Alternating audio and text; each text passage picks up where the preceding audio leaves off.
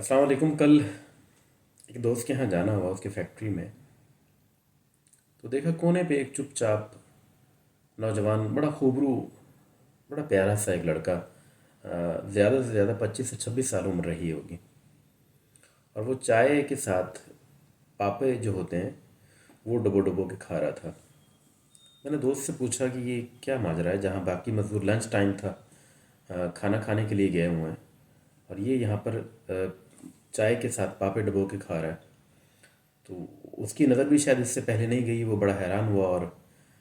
ہم نے اپنا کھانا ختم کیا، اور جب تک وہ چائے پاپے کھا چکا تھا دونوں اس کے پاس گئے،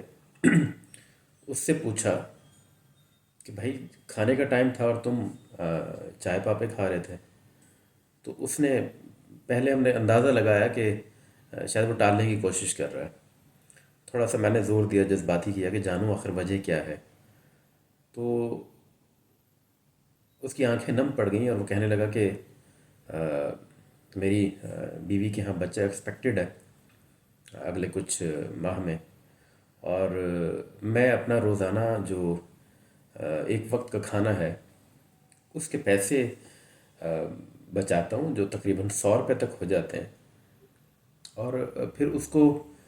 وہ 100 روپے کی بچت جب بچہ ہوگا، ڈلیوری ہوگی، تو اس میں شاید میرے کام آ سکیں۔ یہ کہنے کا ایک جملہ تھا، بہت چھوٹا سا جملہ، جسے شاید آپ سنیں اور آگے بڑھ جائیں، لیکن ایک، میں نے کہا نا 25 سے 26 سال کا نوجوان تھا وہ، اس 25 سے 26 سال کے خوبرو نوجوان کے اندر جو ذمہ داری کا احساس، اور اولاد کے پیدا ہونے سے پہلے اس کے لیے وہ اپنے ایک وقت کی روٹی، اپنے اپنے اپنے پیٹ کا جو جو خوراک ہے وہ قربان کرنے کے لیے تیار ہے، اور نہ صرف تیار ہے بلکہ اس کی قربانی دے رہا ہے۔ اور پھر وہی بچہ جب بڑا ہوتا ہے تو اپنے ماں باپ سے پوچھتا ہے کہ تم نے میرے لیے کیا کیا ہے، یا پھر یہ کہ وہ جب یہ شکایت کر رہا ہوتا ہے کہ کاش تم کوئی اچھا کام کر لیتے، کوئی بڑا بزنس کر لیتے، آج دوستوں میں میرا بھی نام ہوتا، ہمارا بھی مقام ہوتا۔ تو برابر میں بیٹھی ماں بھی کبھی کبھار یہ شکایت کر رہی ہوتی ہے کہ ہاں اس کے ساتھ تو میں نے بھی زندگی جو ہے وہ بہت ہی مشکل سے گزاری ہے، بڑا گزارا کیا ہے، کبھی میں نے خوشی کے دن نہیں دیکھے۔ یہ جملے ایک مرد کے لیے کتنی آسانی سے کہہ دیے جاتے ہیں، لیکن آپ کبھی باہر نکل کر دیکھیں، یہ جو نوجوان ہیں نا، جو آج اولاد ہیں، صرف ماں باپ نہیں ہیں، وہ باہر نکل کر دیکھیں، اور جو والدین بن چکے ہیں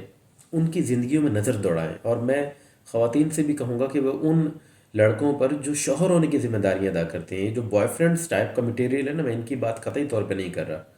میں بات کر رہا ہوں وہ جو نکاح کی صورت میں شوہر بن کر اپنی ذمہ داریاں ادا کر رہے ہیں۔ میں اب جب یہ جملے کہہ رہا ہوں، میری نگاہ میں کئی خوبصورت نوجوان چہروں کی ایک قطار ہے جو مجھے دکھائی دے رہی ہے،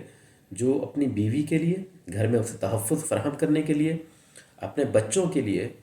انہیں ایک صحت مند زندگی پرووائڈ کرنے کے لیے باہر اپنی صحت داؤ پر لگاتے ہیں، اپنی جوانی داؤ پر لگاتے ہیں، اپنی حفاظت داؤ پر لگاتے ہیں، اپنی خواہشیں مار ڈالتے ہیں،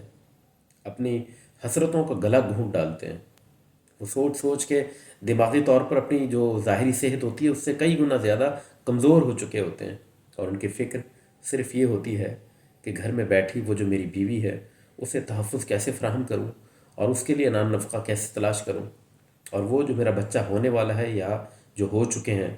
ان کے پوٹی پیشاب کے لیے جو پیمپر آتے ہیں وہ ان کے لیے بھی فکر مند ہوتا ہے، یعنی بچوں کے پیمپر کے لیے وہ اپنا کھانے تک کی قربانی دے دیتا ہے۔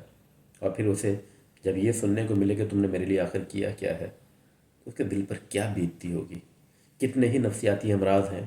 جن کا وہ شکار ہوتا ہوگا۔ یہ ایک کہانی ہے جو میری آنکھ سے حال ہی میں گزری، ایسی کئی کہانیاں اور بھی ہیں، کئی چہرے اور بھی ہیں جو میری آنکھوں کے سامنے ہیں، اور اس طرح کی سینکڑوں داستانیں ایسی بھی ہوں گی جو آپ کے ارد گرد ہوں گی۔ خدا را ایسے ذمہ داران لوگوں کی قدر کریں، یہ ڈھونڈے سے بھی نہیں ملتے۔ معاشرے میں آج بھی اگر بیلنس ہے، معاشرے میں آج بھی اگر توازن ہے، تو وہ اس قسم کے لوگوں کی وجہ سے ہے جو اپنی خواہشوں کا، اپنی آرزوؤں کا، اپنی تمناؤں کا گلا گھونٹ کر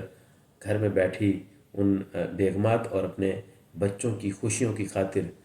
وہ زندگی گزار رہے ہوتے ہیں۔ والسلام۔